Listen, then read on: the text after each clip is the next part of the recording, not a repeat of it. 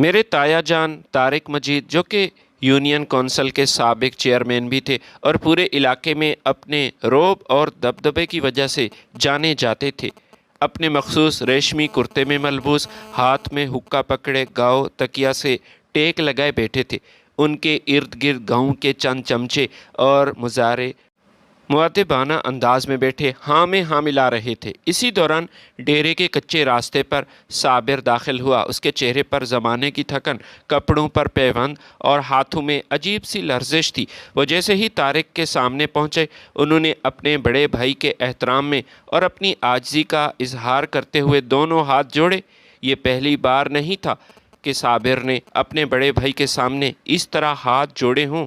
وہ بچپن سے ہی اپنے بھائی کو باپ کا درجہ دیتا تھا، اس کا بہت احترام کرتا تھا، ہمیشہ ان کے سامنے سر جھکا کر بات کرتا۔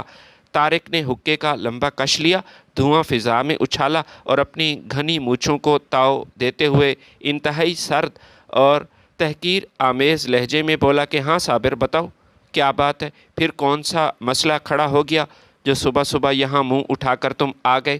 کوئی کام دھندہ تمہیں نہیں ہے کیا؟ صابر نے اپنے ہاتھ جوڑتے ہوئے بھائی سے کہا کہ میں آپ سے ایک التجا کرنے آیا ہوں۔ بھائی صاحب، شہر میں مجھے ایک بہت بڑا پلاٹ مل رہا ہے۔ یہ اچھا پلاٹ ہے اور کافی سستا ہے، قیمت مناسب ہے۔ مالکان کو جلد پیسے چاہیے بس۔ میرے پاس اب نقد رقم تو نہیں، لیکن اگر میں اپنے حصے کی ابا جی والی زمین فروخت کر دوں آپ کی اجازت سے، تو وہ پلاٹ آسانی سے مجھے مل جائے گا۔ میں اپنے لیے نہیں بلکہ اپنے بچوں کے لیے، خصوصاً عدنان کی تعلیم کے لیے شہر شفٹ ہونا چاہتا ہوں۔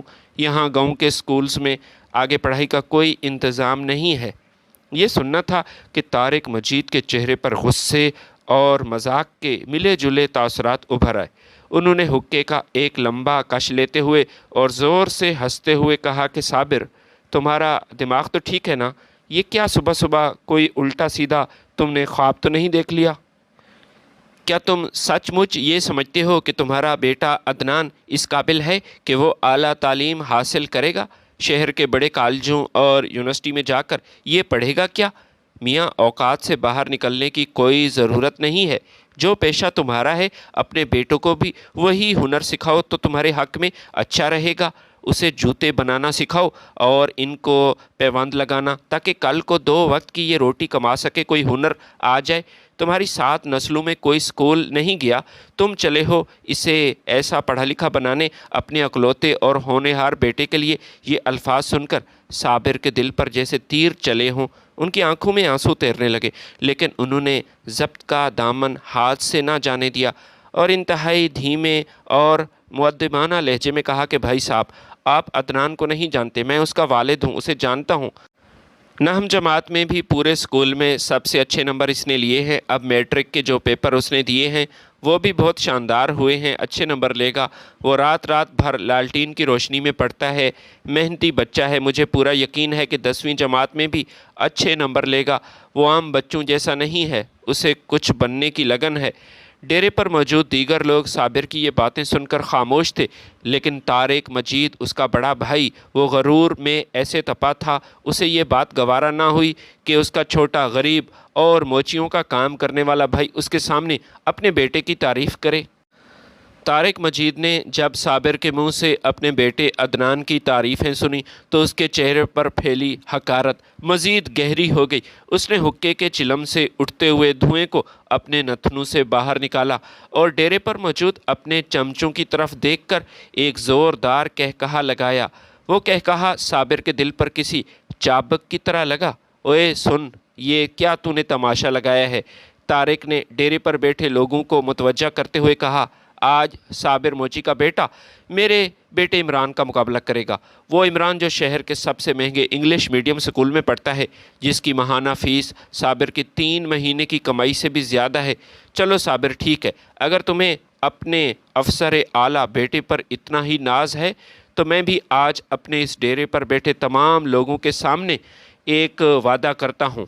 طارق مجید اپنی جگہ سے ذرا آگے ہو کر ہوا، اپنی بڑی بڑی مونچھوں کو انگلیوں سے موڑ کر کہا کہ صابر کی آنکھوں میں آنکھیں ڈالیں اور پھر کہنے لگا کہ اگر تیرے इस अदनान बेटे ने मैट्रिक के इम्तिहान में मेरे बेटे इमरान से 1 नंबर भी ज़्यादा ले लिया तो मैं वादा करता हूँ तेरे सामने हाथ बांध कर मैं खड़ा हो जाऊँगा और तेरे हिस्से की जायदाद जिसके लिए तू मरे जा रहा है मैं तुम्हें वापस कर दूँगा, वो तेरे हवाले करूँगा। जायदाद की ऐसी मुनसिफाना तकसीम करूँगा कि पूरा गांव देखेगा। फिर तेरी मर्ज़ी होगी, चाहे तुम वो ज़मीन बेचकर शहर में महल बना लो या इसी ज़मीन पर काश्त करके पैसे कमाओ, मुझे कोई एतराज़ नहीं होगा। लेकिन अगर ऐसा ना हुआ, तेरा बेटा मेरे बेटे से पीछे रह गया, तो याद रखना तुम्हें एक ज़मीन का एक ढीला नहीं मिलेगा और फिर ऐसा मुंह लेकर मेरे पास मत आना। हमेशा की तरह नस्ल दर नस्ल मेरी चाकरी करना मंजूर है। साबिर ने हमेशा की तरह सब्र का कड़वा घूंट भरा। उसने अपने बड़े भाई के चेहरे पर छाए गरूर और तकब्बर को देखा, फिर आसमान की तरफ देखा। उसने धीमी लेकिन पुरअज़म आवाज़ में कहा, ठीक है भाई, मुझे मंजूर है, अल्लाह बड़ा कारसाज है। साबिर हमेशा की तरह अपने दिल में एक बोझ लिए सर झुकाए हुए डेरे से वापस अपने कच्चे मकान की तरफ चल पड़ा। रास्ते भर उसे अपने बड़े भाई तारिक के तंजिया कलमात उसके कानों में पिघले हुए शीशे की तरह टपक रहे थे। उसे काफ़ी तकलीफ़ हुई थी। जब वो घर पहुंचा तो उसकी वफादार और सकीना बीवी सिहन में झाड़ू लगा रही थी। साबिर के उतरे हुए चेहरे और आंखों की सुर्खी देखकर वो फ़ौरन समझ गई कि मामला कुछ ठीक नहीं है। उसने झाड़ू एक तरफ रखा और दुपट्टे से हाथ पोंछे और साबिर के करीब आकर तशवीश भरे लहजे में पूछा, क्या हुआ अदनान के अब्बा? आप सुबह सुबह भाई साहब के पास गए थे ना? क्या कहा उन्होंने? क्या वो ज़मीन की तकसीम पर राज़ी हो गए? क्या हम शहर जा सकेंगे? साबिर ने एक लंबी ठंडी और सर्द आह भरी। वसीहन में पड़ी लकड़ी की पुरानी चारपाई पर बैठ गया और अपनी थकी हुई आंखें बंद कर लीं। सकीना ने पास पड़ा मट्टी के घड़े से पानी का गिलास भरा और साबिर को थमाते हुए कहा, बताओ क्यों मेरी जान सूली पर तुमने लटकाई हुई है? ये हमारे बेटे के मुस्तकबिल का मामला है। साबिर ने पानी का एक घूंट लिया और बोला, सकीना, भाई साहब ने कहा है कि मैट्रिक का नतीजा आने तक हमें इंतज़ार करना पड़ेगा। उन्होंने डेरे पर तमाम लोगों के सामने वादा किया है कि अगर अदनान के नंबर उनके बेटे इमरान से ज़्यादा आ गए तो वो हमारे हिस्से की ये ज़मीन हमारे हवाले कर देगा। फिर हमें इजाज़त होगी कि हम शहर में प्लाट लें या जो मर्ज़ी करें। सकीना ये सुनकर काफ़ी हैरान हुई। उसके चेहरे पर खुशी की बजाय हैरत, गुस्से और गहरे दुख के तासुरात उभर आए और फिर कहने लगी कि या अल्लाह, ये कैसा ताया है जो अपने ही सगे भतीजे से इस कदर हसद और नफ़रत करता है। अदनान के अब्बा, आपकी आंखों पर भाईचारे की चर्बी चढ़ी है, लेकिन मैं सब देख रही हूँ। उसको ना आपसे मोहब्बत है ना ही आपकी औलाद से। उसके अपने बेटे तो शहर में सबसे आला तालीमी इदारों में पढ़ रहे हैं, ऐश कर रहे हैं। भाई साहब ने ख़ुद शहर में एक शानदार बंगला ख़रीद रखा है। हर हफ्ते वो बच्चों से मिलने के लिए महंगी गाड़ी में शहर जाते हैं, लेकिन आपको अपने हक़ से उसने महरूम कर रखा है। हमारे गरीब बेटे की तालीम पर उसे एतराज़ है। ये कैसा इंसाफ है? ये तो अदनान को नीचा दिखाने के लिए शर्त लगी है। साबिर ने अपनी बीवी की बात सुनकर फिर एक गहरा सांस लिया। उसकी आवाज़ में नदामत और पछतावा साफ झलक रहा था। वो कहने लगा, सकीना, तुम सच कह रही हो, तुम्हारी कोई गलती नहीं, गलती मेरी है। मैं ही इस काबिल नहीं था कि अपने हक़ के लिए आवाज़ उठाता। हमेशा अपने भाई का एक वफ़ादार मुलाजिम ही बना रहा। वो जो कहते थे बस मैं सर झुकाकर मान लेता था। मैं तो यही समझता था कि मेरे बड़े भाई हैं, वो मुझसे मुखलिस हैं, आला ज़र्फ़ के इंसान हैं। पूरे गांव में उसकी इतनी इज़्ज़त है। वो यूनियन कौंसिल के साबका चेयरमैन भी रह चुके हैं। उन्होंने इलाके की बेहतरी के लिए सड़कें बनवाई, हस्पताल बनवाए, कई फलाही काम भी किए। लोग उसके सामने हाथ बांधकर खड़े हो जाते हैं, उसका एहतराम करते हैं और इस गांव का उसे मसीहा समझते हैं। मगर अफसोस, सद अफसोस, लोगों के लिए वो फरिश्ता हैं, लेकिन अपने सगे छोटे भाई और उसकी मासूम औलाद पर इन्हें ज़रा भी रहम नहीं आता। उनका दिल हमारे लिए पत्थर से भी ज़्यादा सख्त है। सकीना साबिर के करीब बैठ गई। उसकी आंखों में अज़म की एक नई चमक थी जो इस गरीब माँ के अंदर की ममता और गैरत को बेदार कर चुकी थी। उसने साबिर का हाथ अपने हाथों में लिया और फिर कहने लगी, इसकी यही वजह है कि अदनान के अब्बा, भाई साहब कभी नहीं चाहेंगे कि तुम्हारी औलाद पढ़ लिख कर ان کے برابر آ کھڑی ہو۔ وہ تو یہی چاہیں گے کہ جس طرح آپ اس کے ملازم ہیں، ہماری اولاد بھی ان کی اولاد کی ملازمت کرے، جس طرح تم زندگی بھر اپنے بھائی کے ایک ملازم نوکر بن کر رہے ہو۔ بھائی صاحب یہی چاہیں گے کہ ہماری آنے والی نسلیں، ہمارا بیٹا عدنان ان کی اولاد کی چاکری کرے، ان کا ملازم بنا رہے اور کبھی سر اٹھا کر نہ جی سکے۔ وہ ہماری غریبی کا مذاق اڑاتے ہیں، لیکن صابر میری بات کان کھول کر سن لو، ابھی بھی موقع ہے۔ اپنے بیٹے کی تعلیم پر کوئی سمجھوتا مت کرنا، چاہے ہمیں بھوکا سونا پڑے، چاہے ہمیں اپنے تن کے کپڑے بیچنے پڑیں، عدنان کو پڑھانا ہے، ورنہ یوں ہی نسل در نسل ہمیں اس غلامی کرنی پڑے گی۔ اور یاد رکھنا، اگر تم پیچھے ہٹ گئے تو کل کو تمہارا بیٹا تمہیں کبھی معاف نہیں کرے گا۔ صابر نے اپنی بیوی کے پرعزم چہرے کو دیکھا، پھر اندر کمرے کی طرف دیکھا جہاں ان کا 15 سالہ بیٹا عدنان پرانی کتاب سامنے رکھے ٹوٹی ہوئی پینسل سے کچے کاغذ پر کچھ لکھ رہا تھا۔ عدنان کے چہرے پر ایک عجیب سا سکون اور آنکھوں میں کچھ کر دکھانے کی پیاس ہمیشہ سے تھی۔ صابر کا دل بھر آیا۔ اس نے مضبوط لہجے میں کہا، سکینہ، میں ہار نہیں مانوں گا، میں بس اپنے بیٹے کے رزلٹ کا انتظار کر رہا ہوں۔ مجھے اپنے بیٹے کی محنت پر پورا بھروسہ ہے۔ دن گزرتے گئے، ہفتے مہینوں میں بدل گئے۔ عدنان دن رات ایک کر کے پڑھتا رہا۔ اسے معلوم تھا اس کے باپ کی عزت اور اس کے مستقبل کا فیصلہ اس رزلٹ پر منحصر ہے۔ وہ رات کو جب پورا گاؤں سو جاتا، لالٹین کی مدھم لو میں ریاضی کے سوال حل کرتا، انگریزی کے اسباق یاد کرتا۔ حالانکہ وہ ٹیوشن نہیں پڑھ رہا تھا، لیکن پھر بھی اس نے اپنے بیٹے کو ٹیوشن پڑھائی تاکہ زیادہ نمبر لے سکے۔ اس کی ماں سکینہ اکثر رات کو اٹھ کر اس کے سر پر ہاتھ پھیرتی، دل ہی دل میں اللہ تعالیٰ سے اس کی کامیابی کی دعا مانگتی۔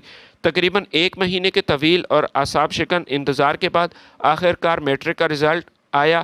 اس دن گاؤں کے اسکول کے باہر بورڈ پر رزلٹ کی لسٹ لگائی گئی۔ صابر کے ہاتھ کانپ رہے تھے جب وہ اسکول کی طرف جا رہا تھا، لیکن جب اس نے بورڈ پر رزلٹ دیکھا تو اس کی آنکھیں پھٹی کی پھٹی رہ گئی اور خوشی کے مارے اس کے حلق سے ایک چیخ نکل گئی۔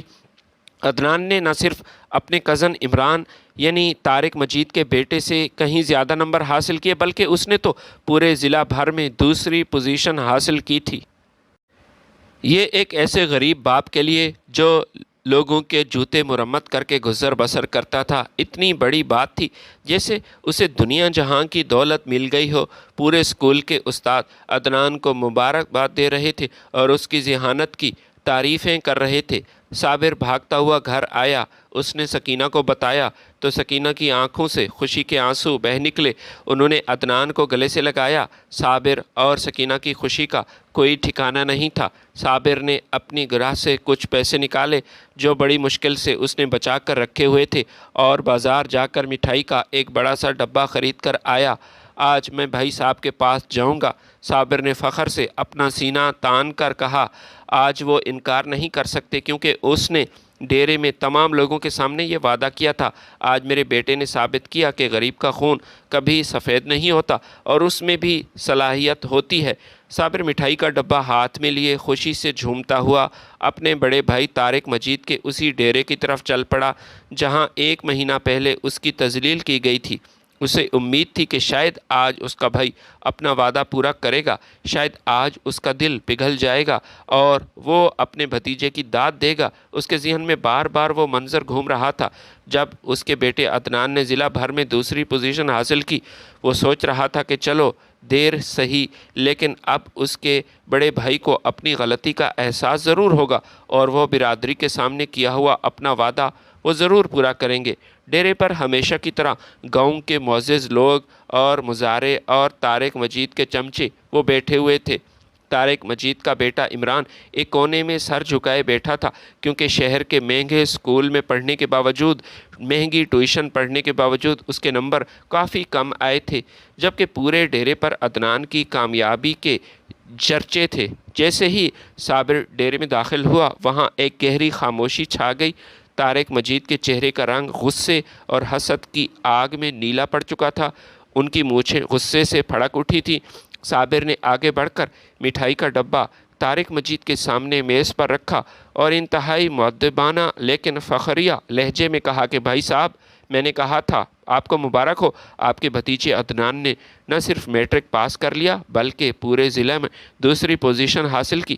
اللہ نے میری سن لی۔ بھائی صاحب، اب آپ کو اپنا وہ وعدہ پورا کرنا چاہیے جو آپ نے اس ڈیرے پر سب کے سامنے کیا تھا۔ میرے حصے کی زمین، میری جائیداد میں مجھے حصہ دیں تاکہ میں اس کا کچھ حصہ فروخت کر کے شہر میں پلاٹ خرید سکوں اور اپنے بیٹے کو آگے پڑھا سکوں۔ یہ سننا تھا کہ طارق کے اندر کا فرعون جاگ اٹھا۔ وہ اپنی جگہ سے ایک دم جھٹکے سے اٹھا، غصے سے لات ماری اور اس کی آنکھیں ابلنے لگی۔ اس نے ایک لمحہ ضائع کیے بغیر اپنے پیر سے بھاری چمڑے کا جوتا اتارا اور پھر وہ صابر پر برس پڑا۔ بڑا آیا اپنے بیٹے کو پڑھانے والا اور جائیداد کی تقسیم کرنے والا۔ طارق نے چلاتے ہوئے صابر کے سر میں اور چہرے پر جوتے مارنا شروع کیے۔ پورا گاؤں یہ تماشا دیکھ رہا تھا، لیکن طارق کے خوف اور دبدبے کی وجہ سے کسی میں یہ جرت نہیں تھی کہ وہ کہہ سکے کہ یہ آپ کیا کر رہے ہیں، کہ کیوں اسے مار رہے ہیں یا صابر کو بچانے کی کوئی کوشش کرتا۔ صابر زمین پر گر پڑا، اس کے ہاتھ سے مٹھائی کا ڈبہ چھوٹ کر مٹی میں رل گیا اور مٹھائی دھول میں اٹ گئی۔ طارق نے صابر کو ٹھوکر مارتے ہوئے کہا کہ میٹرک میں اگر اس نے اچھے نمبر لے لیے تو کیا وہ کوئی بڑا افسر بن جائے گا؟ رہے تو موچی ہے اور تیرا بیٹا بھی ایسے ہی موچی رہے گا۔ یہ تمہارا خواب کبھی پورا نہیں ہو سکتا۔ تیرا بیٹا کوئی افسر نہیں بننے والا۔ یہ میرے باپ کی زمین ہے، میں اس زمین کا بٹوارہ کبھی نہیں کروں گا۔ ابا نے مرتے ہوئے وصیت کی تھی کہ جائیداد کا اکلوتا وارث میں ہی ہوں۔ انہوں نے کہا تھا کہ صابر کم عقل، ان پڑھ ہے، اگر تم نے اس کے حصے کی زمین اسے دی تو کل کو یہ ساری زمین بیچ دے گا اور سڑک پر آ جائے گا۔ ان پڑھ میری زمینوں کی حفاظت نہیں کر سکتا، لہٰذا یہاں سے دفع ہو جاؤ۔ صابر نے اپنے چہرے سے بہتے ہوئے خون کو پونچھا۔ اس کی روح تڑپ اٹھی۔ اس نے گڑ گڑاتے ہوئے اپنے بھائی سے کہا کہ بھائی صاحب، ابا جی ایسے نہیں کہہ سکتے۔ ابا جی میرے ساتھ یہ ناانصافی کبھی نہیں کر سکتے، میں جانتا ہوں وہ مجھ سے بہت پیار کرتے تھے۔ اگر ایسی کوئی وصیت ہے تو مجھے وہ وصیت نامہ کیا آپ دکھا سکتے ہیں؟ یہ بات سنتے ہی طارق کا پارا مزید ہائی ہو گیا۔ اس کی چوری پکڑے جانے کا خوف اور غصے کی شکل میں وہ باہر آیا۔ وہ مزید زور سے چلایا، اوئے تمہیں میری بات سمجھ نہیں آتی؟ اور تیری اتنی جرت کہ مجھ سے ثبوت مانگے؟ دفع ہو جا یہاں سے، نہ میں تمہیں وصیت نامہ دکھاؤں گا، نہ ہی تمہارے حصے کی میں تمہیں زمین دوں گا۔ جو تم نے اکھاڑنا ہے اکھاڑ لو، جہاں جانا ہے چلے جاؤ۔ طارق نے اپنے ملازموں کو اشارہ کیا، اٹھاؤ اس کتے کو اور مار مار کر ڈیرے سے باہر پھینک دو۔ ملازموں نے صابر پر لاٹھیاں برسائیں اور اسے گھسیٹتے ہوئے ڈیرے سے باہر پھینک دیا۔ جب صابر اپنے گھر واپس پہنچا تو اس کی حالت دیکھ کر سکینہ کے کلیجے پر سانپ لوٹ گیا۔ صابر کے کپڑے وہ پھٹے ہوئے تھے، سر کے بال، سارے بال بکھرے ہوئے تھے اور چہرے پر گہرے زخموں کے نشانات تھے جس سے خون رس رہا تھا۔ سکینہ دھاڑے مار کر رونے لگی۔ صابر کے زخم دھوتی ہوئی اس سے پوچھنے لگی کہ یہ کس ظالم نے آپ کے ساتھ ایسا سلوک کیا؟ صابر نے ایک دردناک مسکراہٹ کے ساتھ اپنی بیوی کو بتایا کہ سکینہ، یہ دنیا بہت ظالم ہے، یہ میرے بھائی صاحب کے کارنامے ہیں۔ اس نے مجھے میری وفاداری کا یہ تحفہ دیا ہے۔ پہلے انہوں نے خود مجھے مارا، میرے سر پر جوتے مارے، چہرے پر، اور پھر جب تھک گئے تو اپنے ملازموں سے کہا کہ میری دھلائی کریں۔ دوسری طرف طارق مجید جب اپنے گھر پہنچا تو اس کی نیک دل بیوی خورشید بیگم، جو اپنے شوہر کے ان کرتوتوں سے کافی تنگ تھی، اس نے جب یہ سارا ماجرا سنا تو اس کا ضمیر جاگ اٹھا۔ اس نے اپنے شوہر کے سامنے آ کر کہا، یہ آپ کیا کر رہے ہیں؟ صابر آپ کا چھوٹا بھائی ہے، اس نے ہمیشہ آپ کو اپنا باپ مانا۔ اللہ تعالیٰ نے ہمیں پہلے ہی بہت کچھ عطا کیا ہے، پچھلے کئی سالوں سے آپ اپنے چھوٹے بھائی کا حق کھا رہے ہیں۔ یہ اس کا جائز حق ہے جس کا وہ مطالبہ کر رہا ہے۔ آپ اسے اس کے حصے کی زمین واپس کریں، غریب کی بد دعا سے ڈریں۔ طارق کو اپنی بیوی کی یہ نصیحت زہر لگی۔ اس نے خورشید بیگم پر ہاتھ اٹھایا اور چلا کر بولا کہ تم بھی اپنی بکواس بند کرو۔ اب تم مجھے سمجھاؤ گی، میرے سامنے زبان چلاتی ہو؟ اگر اب ایک لفظ اور بولا تو میں تمہاری زبان کاٹ دوں گا اور اسی وقت تمہیں تمہارے میکے بھیج دوں گا۔ اپنے بھائیوں کے پاس بیٹھی رہنا۔ خورشید بیگم خوف زدہ ہو کر خاموش ہو گئی، لیکن ظلم کی یہ داستان اب رکنے والی نہیں تھی۔ اب سکینہ وہ بھی خاموش رہنے والی نہیں تھی۔ اپنے بیٹے کے حق کے لیے وہ پیچھے नहीं रह सकती थी। उसके अंदर माँ और गैरतमंद बीवी जाग उठी थी। वो उसी वक्त अपने भाइयों के पास गई जो दूसरे मोहल्ले में रहते थे और उनके सामने दामन फैलाकर रोते हुए बोली कि भाइयों, मैं तुम्हारी बहन हूँ, मेरी मदद करो। तारिक मजीद हमारी ज़मीन पर कब्ज़ा करके बैठा है। वो मेरे शौहर को जानवरों की तरह मारता है। वो कभी नहीं चाहेगा कि हमारी औलाद, खसूसन मेरा बेटा अदनान, पढ़ लिख जाए। खुदा के लिए हमारा हक दिलवाओ, हमारी मदद करो। सकीना के बड़े भाइयों ने तो तारिक मजीद के खौफ से हाथ जोड़कर और माजरत करते हुए कहा कि बहन, हमें माफ़ कर देना, हम तारिक मजीद से पंगा नहीं ले सकते। वो बहुत ताकतवर और असर रखने वाला बंदा है। वो हमें ज़िंदा कहीं गाड़ देगा और हमारी कोई ख़बर लेने वाला नहीं होगा। लेकिन सकीना का सबसे छोटा भाई नासिर, जो कि थोड़ा पढ़ा लिखा था, गैरतमंद था, उसने अपनी बहन और भांजे की ये हालत देखी तो उससे ये हालत देखी ना गई। उसने मुक्का मारते हुए कहा कि बहन, तुम घबराओ नहीं, मैं तुम्हारी मदद करूंगा और अपने मासूम भांजे को उसका हक ज़रूर दिलवाऊंगा। नासिर फ़ौरन पुलिस स्टेशन गया और तारिक मजीद के ख़िलाफ़ मारपीट और ज़मीन पर नाजायज़ कब्ज़े की FIR दर्ज करवाई। चूँकि तारिक मजीद साबिक चेयरमैन था, इसलिए इंस्पेक्टर ने गरीब की फ़रियाद पर एक्शन लेने की बजाय फ़ौरन उसने तारिक मजीद को फ़ोन घुमाया और कहा कि चौधरी साहब, साबिर का साला नासिर मेरे पास आया था और वो आपके ख़िलाफ़ FIR दर्ज करवाने जा रहा है। तारिक मजीद ने फ़ोन पर दांत पीसते हुए कहा, अच्छा तो ये बात है। इंस्पेक्टर साहब, आप पर्चा दर्ज कर लें, इस नासिर का इलाज मैं ख़ुद करता हूँ।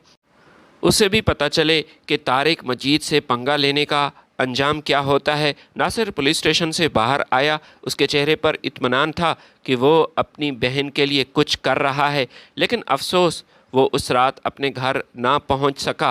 रास्ते में ही तारिक मजीद के गुंडों ने उसे अगवा कर लिया। एक दिन गुजरा, 2 दिन गुजर गए, पूरा हफ्ता गुजर चुका था, लेकिन नासिर का कुछ पता नहीं था। सकीना और उसका ख़ानदान दर दर की खाक छान रहा था। लेकिन आखिर ठीक 10 दिन बाद सुबह के वक्त सकीना के घर के दरवाज़े पर एक ज़ोरदार आवाज़ आई। जब उन्होंने दरवाज़ा खोला तो सामने नासिर की बोरी बंद लहूलुहान लाश पड़ी थी, जिसे बेदर्दी से तशद्दुद करके कत्ल किया गया था और लाश घर के बाहर फेंक दी गई थी। पूरे घर में क़यामत बर्पा हो चुकी थी। सकीना के बाकी भाई, जो पहले ही डरे हुए सहमे हुए थे, वो अपनी बहन सकीना को कोसने लगे और रोने लगे कि तुमने हमारे भाई को मारा, तुम अपने भाई की कातिला हो। अगर तुम हमारे पास ना आती तो आज हमारा जवान भाई ज़िंदा होता। आज के बाद हमारा तुमसे कोई ताल्लुक़ नहीं। हमने तुम्हें पहले ही मना किया था कि तारिक मजीद एक शफ़ाक और ताकतवर इंसान है, उससे पंगा मत लो, लेकिन तुमने हमारी एक ना मानी। भाई की नागहानी और बेदर्दी से मौत के सदमे ने सकीना को अंदर से बिल्कुल तोड़ के रख दिया। वो हड्डियों का ढांचा बन गई थी। उसने रोते हुए साबिर का हाथ पकड़ा और कहा कि अदनान के अब्बा, अब हम इस गांव में एक पल भी नहीं रह सकते। यहाँ की हवाओं में मेरे भाई के खून की बू आती है। हम यहाँ से दूर चले जाएंगे, कहीं भी जाएंगे, शहर जाएंगे, किसी किराए के मकान में रह लेंगे, मेहनत मजदूरी करेंगे। मैं लोगों के घरों में झाड़ू पोंछा लगाऊंगी, बर्तन धोऊंगी, हमारा गुजारा हो जाएगा। लेकिन इस जालिम चौधरी के साए में अब मैं अपने बेटे को नहीं रख सकती। उसी रात साबिर, सकीना और अदनान ने अपने कच्चे मकान को एक ताला लगाया। उनके पास पहनने के कपड़ों के अलावा कुछ भी नहीं था। उन्होंने रोती हुई आंखों के साथ अपना आबाई गांव, इस गांव को अलविदा कहा और अंधेरी रात में शहर जाने वाली आखिरी बस में सवार हो गए। अंधेरी रात का सफ़र साबिर और उसके ख़ानदान के लिए सिर्फ़ एक आम सफ़र नहीं था, बल्कि एक नामालूम और कठिन ज़िंदगी का आगाज़ था। जब बस ने इन्हें शहर के लारी अड्डे पर उतारा तो सुबह की पहली किरण फूट रही थी। शहर का शोर, ऊंची इमारतें, लोगों की बेरुखी इस गरीब ख़ानदान के लिए बिल्कुल नई और खौफनाक थी। गांव में चलो अपना कच्चा मकान तो था, लेकिन यहाँ तो सर छुपाने के लिए एक छत भी मुयस्सर नहीं थी।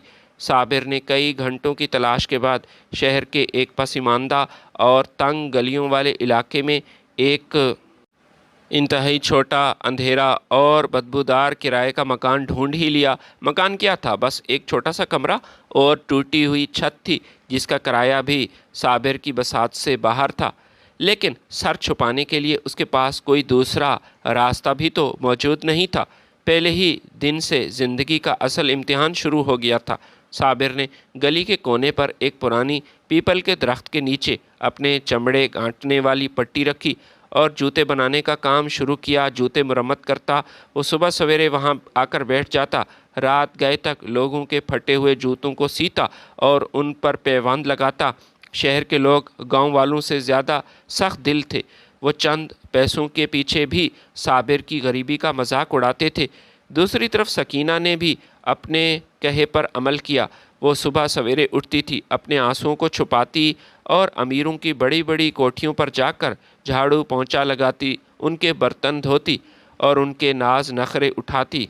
तपती हुई धूप हो या सर्दी की लहर, सकीना के पाँव में अक्सर चप्पल भी नहीं होते थे, लेकिन उसके ज़हन में सिर्फ़ और सिर्फ एक ही धुन सवार थी, बड़े भाई नासिर का खून वो कभी रायगा नहीं जाएगा, वक्त ज़रूर बदलेगा इंशाअल्लाह। मेरे बेटे को मैंने बस पढ़ाना है। अदनान ने शहर के एक सरकारी कॉलेज में दाखिला ले लिया। उसके पास नए कपड़े थे, ना ही बूट। वो अक्सर अपने कज़न इमरान के उतरे हुए कपड़े, वो याद जो कपड़े उन्होंने उन्हें दिए थे वो ही उसने अपने पास रखे। लेकिन अदनान ने अपनी गुर्बत का कभी अपनी कमज़ोरी नहीं बनने दिया। वो सुबह कॉलेज जाता, वहाँ पूरी तवज्जो से पढ़ता और जैसे ही कॉलेज की घंटी बजती वो सीधा भागता हुआ अपने बाप के पास पीपल के दरख्त के नीचे पहुँच जाता था, अपने वालिद का हाथ बटाता और वही कहता कि अब्बा आप हटें, आप थक गए हैं, आप आराम करें। अदनान अपने बाप के हाथ से चमड़ा सीने वाला सुआ छीनते हुए कहता। साबिर की आंखों में आंसू आ जाते। बेटा तूने तो बस पढ़ना है, तेरे हाथ में कलम होना चाहिए, ये चमड़े की और ये बू नहीं होनी चाहिए।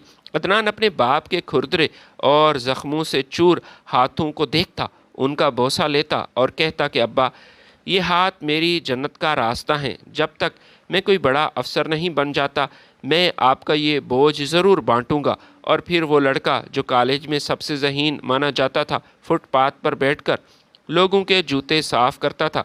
घर का माहौल इंतहाई ख़राब था। रात को जब वो तीनों सूखी रोटी प्याज के साथ खाकर बैठते थे तो सकीना अक्सर अदनान को अपने पास बिठाती थी।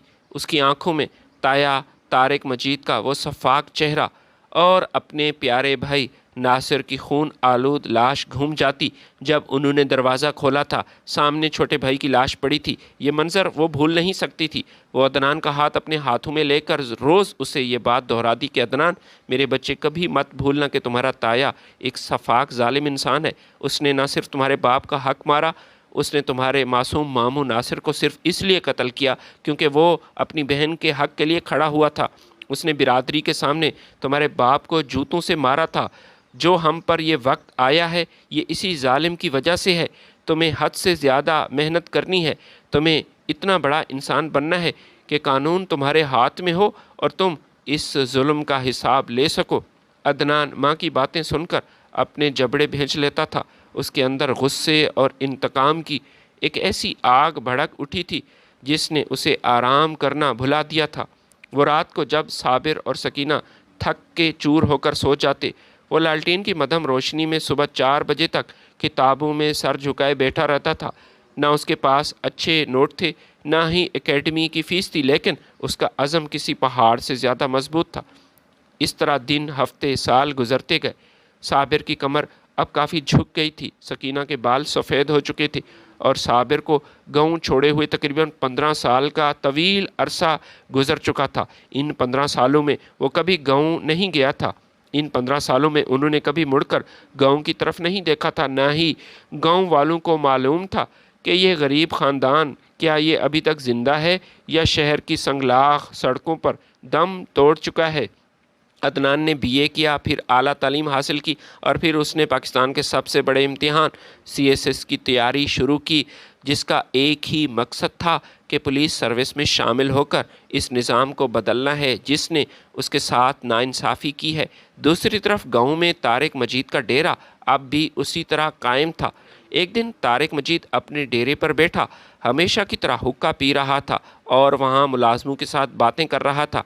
उसका मुंशी जो पुराने खाते देख रहा था, उसने अचानक कलम रोका और तारिक मजीद की तरफ देखकर पूछा कि चौधरी साहब आए, एक बात तो बताएं, आज पूरे 15 साल हो गए हैं, क्या آپ اپنے چھوٹے بھائی صابر کے بارے میں کچھ جانتے ہیں؟ وہ شہر گیا تھا، وہ کیا کر رہا ہے؟ زندہ ہے؟ آخر وہ آپ کا خون ہی تو ہے۔ طارق مجید نے حقے کا لمبا کش لیا، چہرے پر وہی پرانی زہریلی مغرور مسکراہٹ لایا اور حقے کی نلکی کو منہ سے ہٹا کر بولا، اوے منشی، یہ تو کیا پوچھ رہا ہے؟ جو انسان پیدا ہی غلامی کے لیے ہوا تھا، وہ شہر جا کر کیا کرے گا؟ یہاں گاؤں میں بھی وہ لوگوں کے جوتے صاف کرتا تھا، پالش کرتا تھا اور غلاظت اٹھاتا تھا۔ وہاں شہر کی کسی گندی گلی میں بیٹھ کر وہ وہی کام کر رہا ہوگا، لوگوں کے ٹوٹے ہوئے جوتوں کو پیوند لگا رہا ہوگا، اور اس کا وہ پوزیشن ہولڈر بیٹا عدنان، وہ بھی اب باپ کے ساتھ مزدوری کر رہا ہوگا، مٹی چاٹ رہا ہوگا۔ موچی کا بیٹا کبھی افسر نہیں بنتا، یاد رکھنا منشی۔ یہ سننا تھا کہ ڈیرے پر بیٹھے طارق مجید کے چمچے وہ ہنسنے لگے۔ پورا ڈیرا صابر کی غریبی کا مذاق اڑا رہا تھا۔ طارق مجید کو پورا یقین تھا کہ اس نے صابر کی نسلوں کو ہمیشہ کے لیے دبا دیا اور وہ کبھی سر اٹھانے کے قابل نہیں ہوں گے، مگر وہ مغرور چودھری اس بات سے بالکل بے خبر تھا، ناواقف تھا کہ وقت بدل چکا ہے اور مظلوم کی آہ عرش الہی کو ہلا چکی ہے۔ ڈیرے پر صابر کی غریبی اور اوقات کا مذاق اڑا کر لگائے گئے کہکہوں کی گونج ابھی فضا میں پوری طرح تھمی نہیں تھی کہ اچانک ایک ایسا کام ہوا جس کو دیکھ کر چودھری حیران ہوا۔ اچانک منشی کی نظر گاؤں کو شہر سے ملانے والی کچی سڑک پر پڑی۔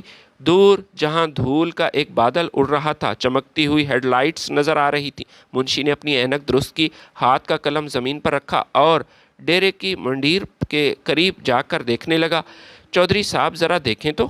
منشی کی آواز میں اچانک حیرت اور سنسنی ابھر آئی۔ بہت ساری گاڑیاں، ایک پورا قافلہ گاؤں کی طرف آ رہا ہے، ایسا تو کبھی نہیں ہوا۔ آگے آگے پولیس کی گاڑیاں ہیں جن پر ہولڈرز بج رہے ہیں اور پیچھے کالی چمکتی ہوئی سرکاری گاڑیاں بھی ہیں۔ لگتا ہے لاہور سے آپ کا کوئی خصوصی مہمان یا کوئی افسر آ رہا ہے۔ طارق مجید نے حقے کی نلکی کو منہ سے ہٹایا، اپنی بھاری مونچھوں کو تاؤ دے کر کہا، کرسی پر سیدھا ہو کر بیٹھ گیا۔ اس کے چہرے پر غرور کی ایک چمک آئی اور یہی سمجھ رہا تھا کہ میرا کوئی مہمان مجھ سے ملنے کے لیے آ رہا ہے یا پھر کوئی آئی جی یا کوئی ہائی رینکنگ آفیسر آ رہا ہے۔ الیکشن قریب ہے نا، چودھری طارق مجید کے ڈیرے کے علاوہ وہ پورے علاقے میں کہاں رکیں گے؟ میرے پاس ہی آئیں گے۔ جلدی سے ملازموں سے کہو کہ تازہ مٹھائی لیں اور اچھے صوفے وہ صاف کریں۔ کچھ ہی منٹوں میں گاڑیوں کا وہ شاندار قافلہ ہوٹر بجاتی پولیس کی موبائلز کے ساتھ سیدھا طارق مجید کے اسی ڈیرے کے سامنے آ کر رک گیا جہاں کبھی صابر کو جوتوں سے مارا گیا تھا۔ گاؤں کے لوگ، بچے اور بوڑھے سڑک کے دونوں کناروں پر جمع ہو گئے اور حیرت سے اس منظر کو دیکھ رہے تھے۔ انہیں اپنی آنکھوں پر یقین نہیں آ رہا تھا۔ ڈیرے پر موجود وہ مزارے اور چمچے ادب سے ہاتھ باندھ کر کھڑے تھے۔ سب سے پہلی گاڑی جو پولیس کی ایلیٹ فورس کی تھی، اس کا دروازہ کھلا اور گن مین باہر نکلا۔ انہوں نے پوزیشن سنبھالی۔ اس کے بعد بیچ میں موجود کالی چمکتی ہوئی شاندار گاڑی کا پچھلا دروازہ کھلا۔ ایک چمکتا ہوا سیاہ چمڑے کا بوٹ زمین پر نکلا جس پر لگی پالش سورج کی روشنی میں چمک رہی تھی۔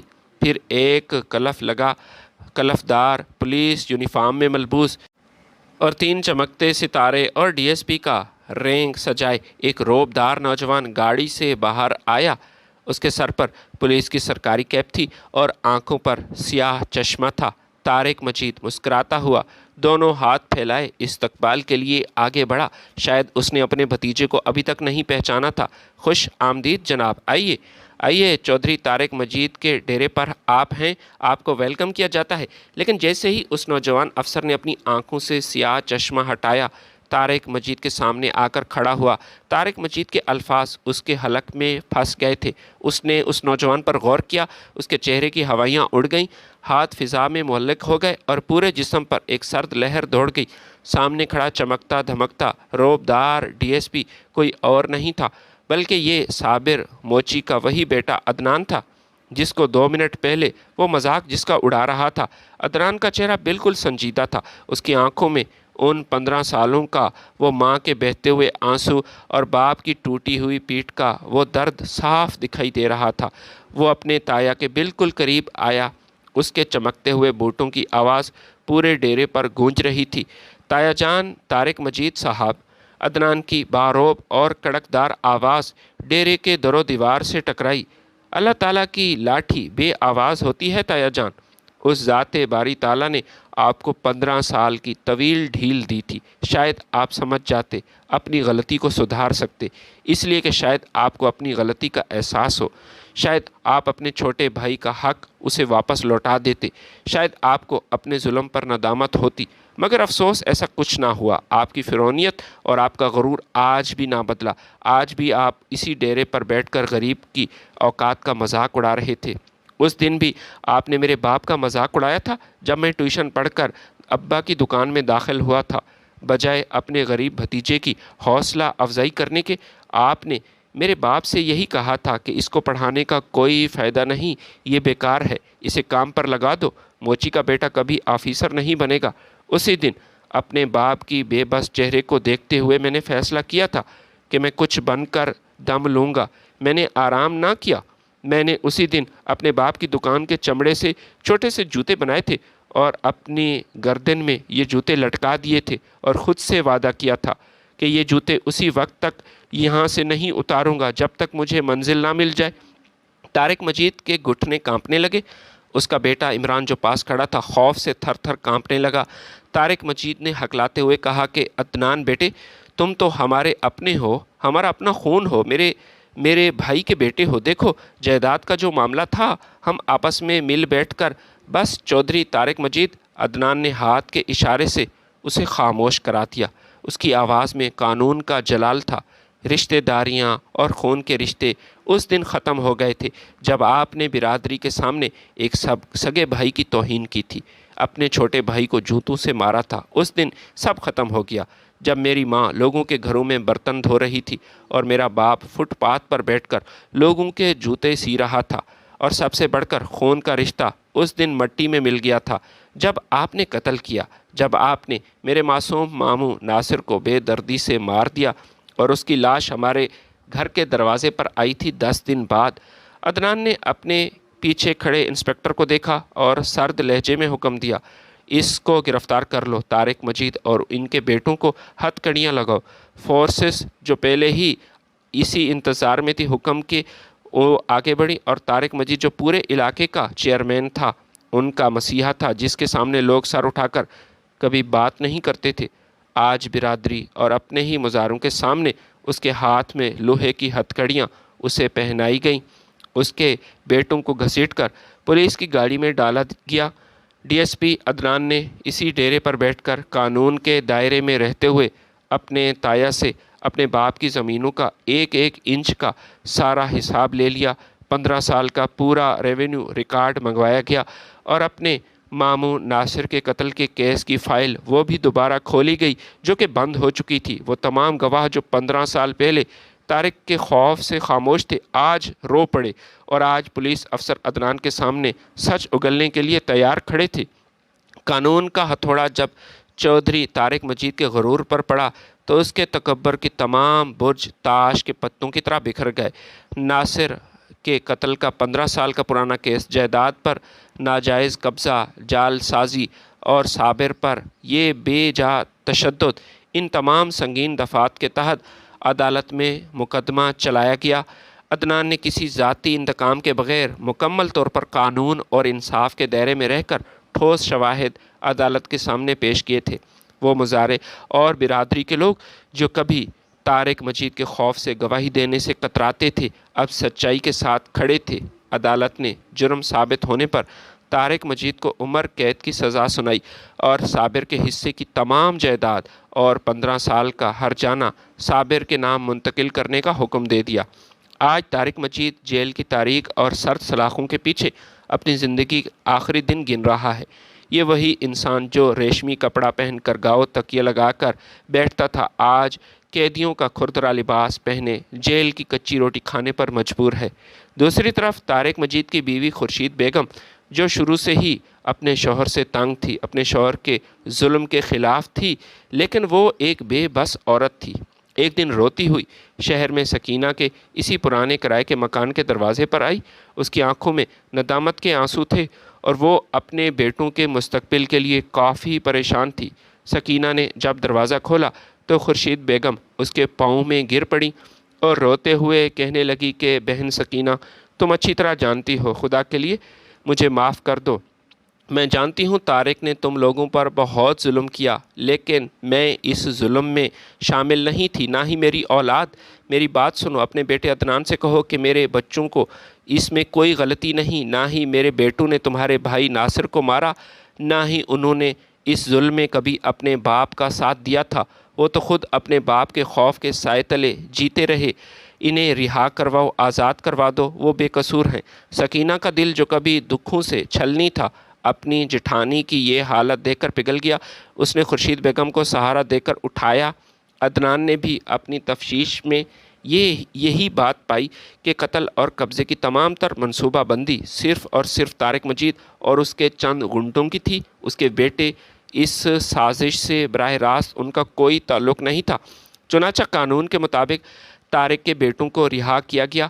آج اس واقعے کو کئی سال گزر چکے ہیں۔ طارق مجید کو جیل میں بند ہوئے ایک طویل عرصہ بیت گیا، لیکن عبرت کی انتہا دیکھیے کہ اس سے ملنے کوئی بھی نہ آیا، نہ اس کا کوئی مظاہرہ، نہ ہی اپنے خاندان کا اس کے نہ کوئی بیٹے آئے، نہ ہی بیوی خورشید بیگم نے کبھی جیل کا رخ کیا۔ وہ سب طارق مجید کے ظلم اور اس کے نام کے ساتھ جڑے اس کالے دھبے سے اس قدر تنگ آ چکے تھے کہ انہوں نے طارق مجید سے ہمیشہ ہمیشہ کے لیے لا تعلقی کا اعلان کیا۔ چودھری طارق مجید جو کبھی اپنے بیٹوں کے شہر میں پڑھنے پر فخر کرتا اور صابر کی اولاد کو اپنا غلام بنانا چاہتا تھا، آج اسی اولاد کی طرف سے اکیلا چھوڑ دیا گیا۔ ادھر صابر اور سکینہ نے شہر میں اپنا ایک خوبصورت وسیع گھر بنا لیا۔ صابر اب فٹ پاتھ پر نہیں بیٹھتا، لیکن اس نے اپنی عاجزی کبھی نہ بھلائی۔ عدنان اب ایک انتہائی ایماندار فرض شناس سینئر پولیس آفیسر بن چکا ہے، جس کا نام سن کر علاقے میں ظالم اور قبضہ مافیا کانپ اٹھتے ہیں۔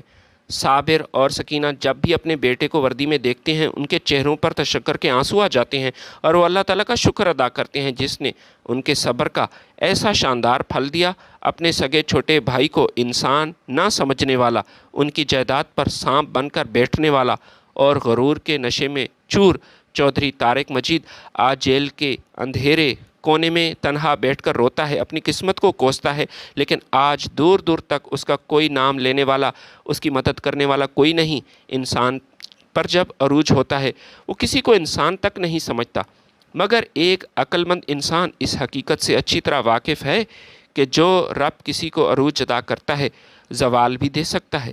لہٰذا ہر وقت، ہر حال میں، ہر وقت عاجزی اور انکساری سے پیش آنا، یہی عقل مندی ہے۔ ویڈیو اگر پسند ہے تو لائک اور شیئر ضرور کیجیے گا۔